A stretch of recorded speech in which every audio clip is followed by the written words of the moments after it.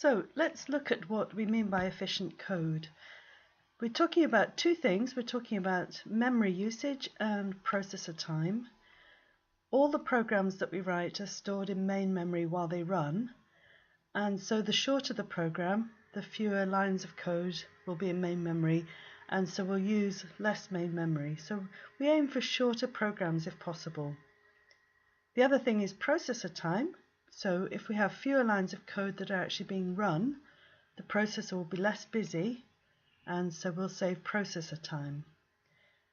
There is also the aspect that I mentioned earlier, which it decreases coding time, so that if you have efficient code, then there are fewer statements usually to include and edit, so it makes the programming side of things much nicer. So we'll go back to the program I was looking at before, and here we are. We've got two loops now. In terms of memory usage, we have fewer instructions. Before we had an ask, put, an ask, put for every single price, and for 20 prices we'd have more lines than would fit on the page here. And we've managed to wrap these lines inside loops, so we actually only have 1, 2, 3, 4, 5, 6, 7, 8 lines of code instead of, 40 lines of code. So in terms of memory usage, we have a much shorter program, so we've saved on memory. In terms of processor time, the processor's doing it's doing a little bit more work, because not only is it doing these instructions over and over, but it is also processing the loop as well to make sure whether it's got to the end of the loop. So it is doing slightly more work, so we've not saved on processor time, but we have saved on memory usage. Now what we could do to save a little bit of processor time is we could actually combine these two loops. That doesn't always work, it depends on what you're doing, but because we're actually just asking for the price, it doesn't really matter when these numbers go into the field, so I can rearrange the code and just put everything inside the one loop, so that this line here, I can drop it inside that loop,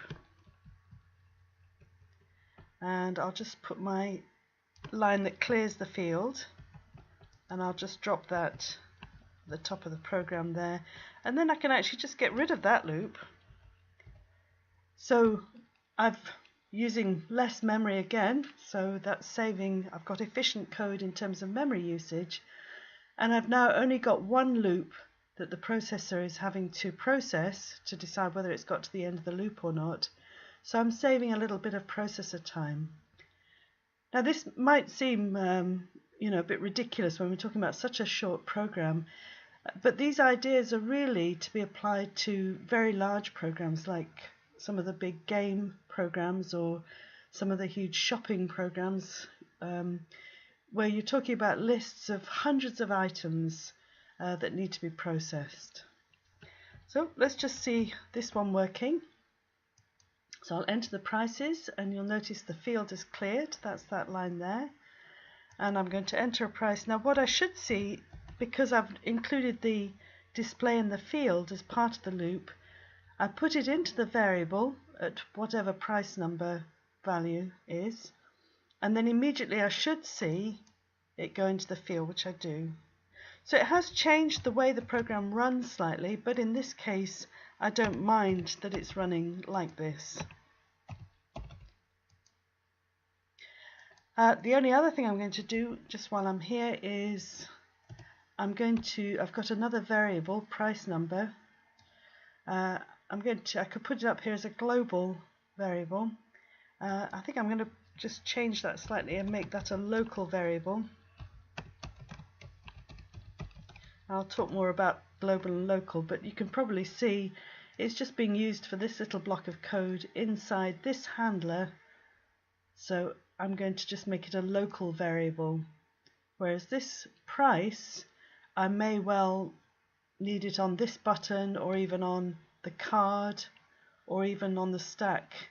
So I'm going to keep that as a global variable.